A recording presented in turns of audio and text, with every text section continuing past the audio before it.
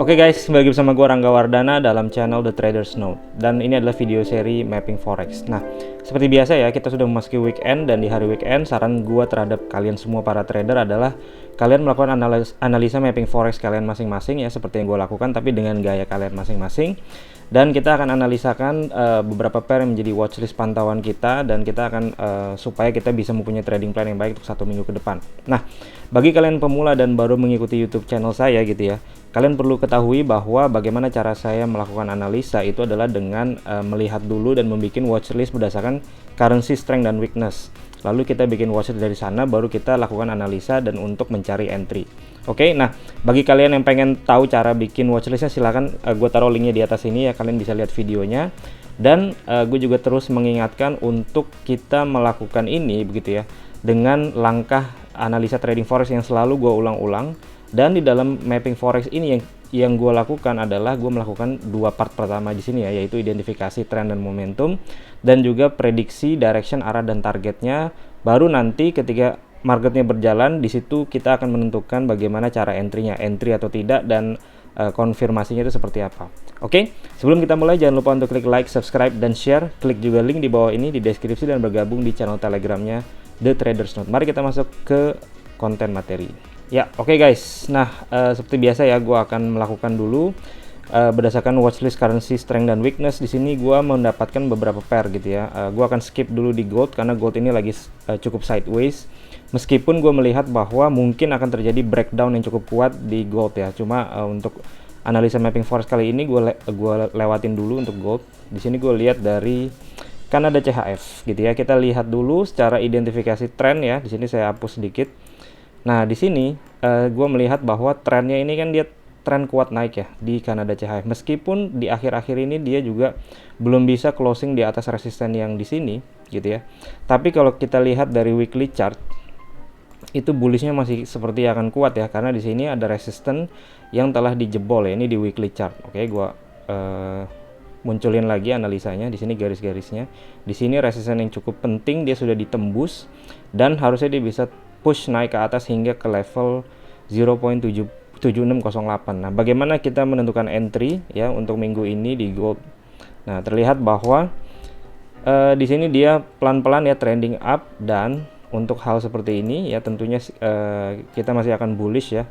Dan gua akan tunggu dia koreksi ya, di sekitaran sini kita bisa cari entry untuk buy kembali, itu dari Canada CHF. Nah, untuk targetingnya bagaimana? Tentunya ketika ini sudah confirm, gue akan melakukan Fibonacci ya, tarik dari atas ke bawah, dan kita bisa pakai area-area di sini sebagai targeting ya, Fibonacci-nya sebagai target, sebagai area target ya di sekitaran level tersebut.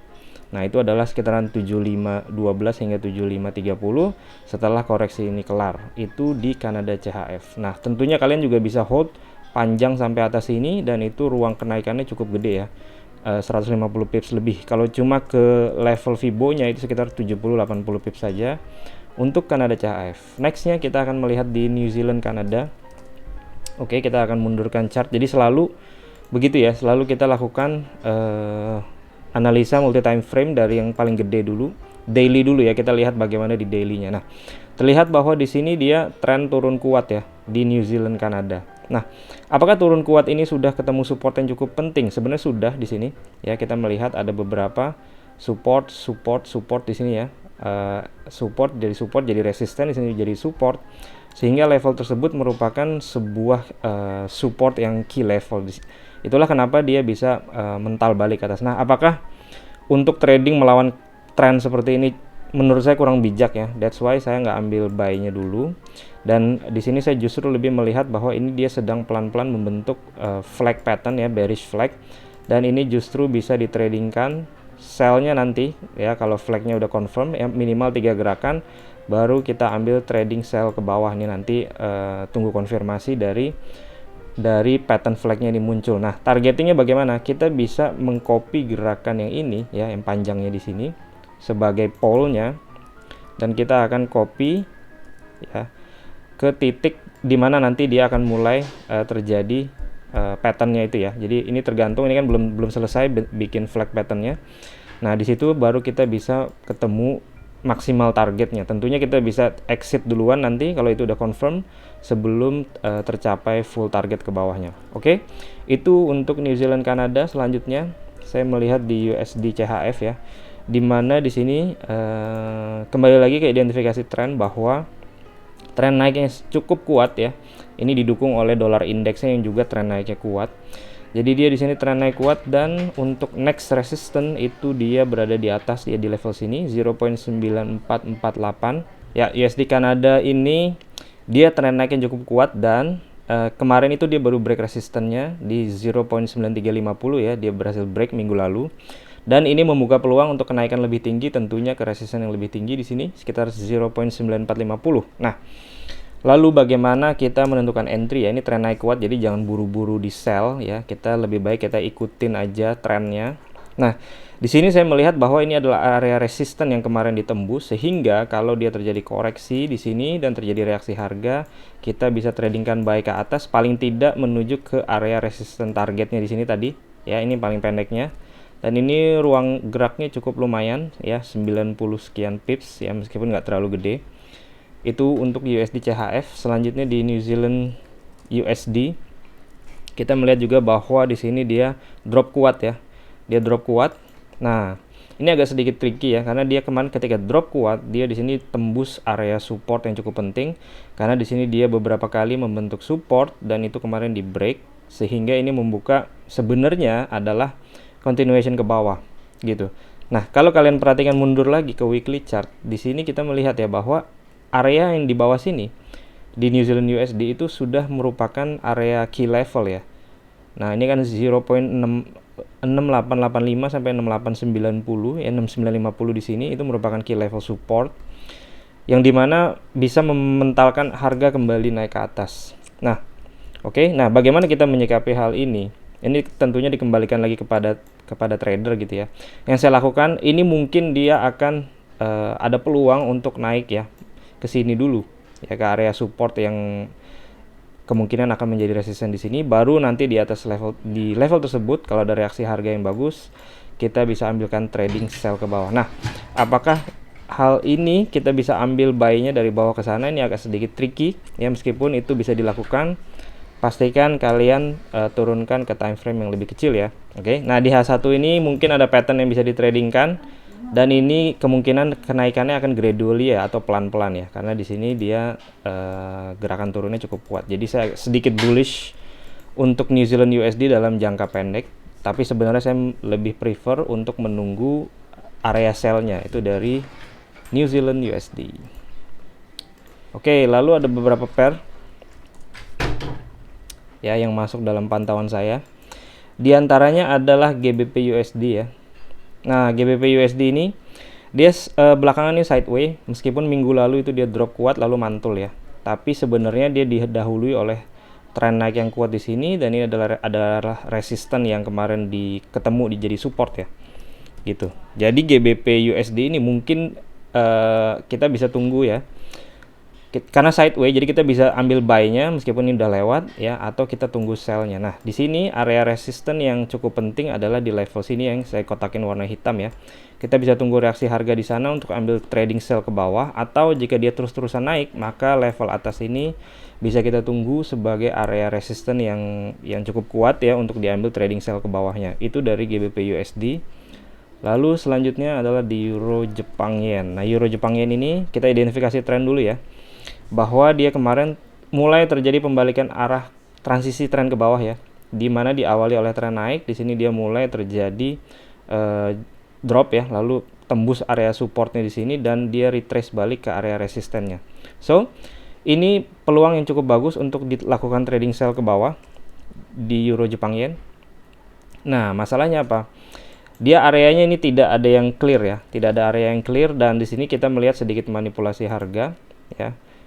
Kalau di H4 ya, jadi sini dia naik lebih tinggi lalu dia drop, sehingga level ini nih, level area ini seperti bahu kirinya itu bisa kita tunggu ya untuk dilakukan trading sell. Tentunya harus dengan konfirmasi harga yang bagus ya, karena di sini kalau naiknya cukup kuat biasanya dia harus membentuk reaksi harga semacam double top kecil ya, atau nanti dia ada high kecil di sini, atau bahkan dia bisa false break sampai ke atas sana baru dia turun. Itu untuk euro Jepang yen.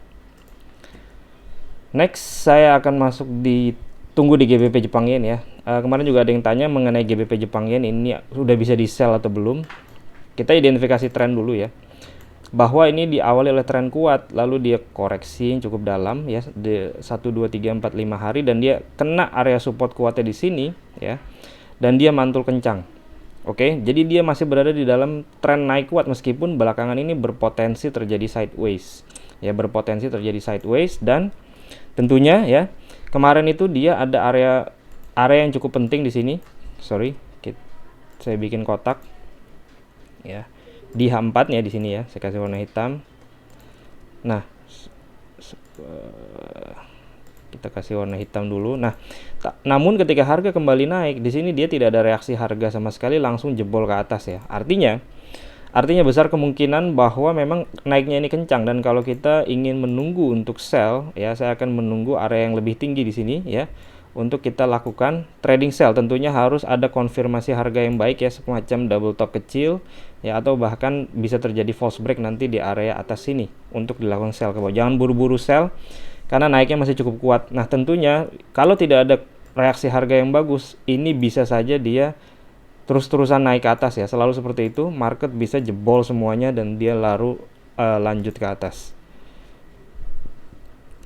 Oke, nextnya di sini saya melihat di Euro Aussie, Euro AUD, dan di sini dia belakangan ini sideways ya, dia tren turun kuat. Kemarin naik di sini, dia kena lagi area resisten key levelnya dan dia koreksi ke bawah. Oke, di bawah sini udah terbentuk semacam double bottom ya di daily chart. Ini merupakan menjadi support yang cukup kuat bagi si Euro AUD. Oke, dan dia sekarang berada di tengah-tengah. Apa yang bisa kita lakukan saat ini ya, karena ada double bottom di daily chart, so ada kemungkinan ya uptrend kecilnya di sini bisa bertahan ya di H4-nya. So di sini saya akan menggunakan area ini sebagai alasan saya untuk entry nanti. Oke, kita bisa tunggu reaksi harga di sini untuk diambil, paling tidak pantulan naik ke atas untuk Euro AUD. Oke, nah di sini perlu diperhatikan juga bahwa di sini dia ada semacam trend line ya yang cukup signifikan. Dia sudah di break ya, namun tidak ada retestnya. Artinya ini tetap ada kemungkinan bahwa terjadi pantulan ya di area 1.5420 hingga 1.5400 ya. Jadi area 5400 hingga 5420. Oke, nextnya di pair GBP AUD. Saya sedikit bullish di sini. GBP AUD itu ya, kalau kita lihat yang lebih gede memang dia sideways ya, tapi belakangan ini telah terlihat tren pelan-pelan mulai naik ya.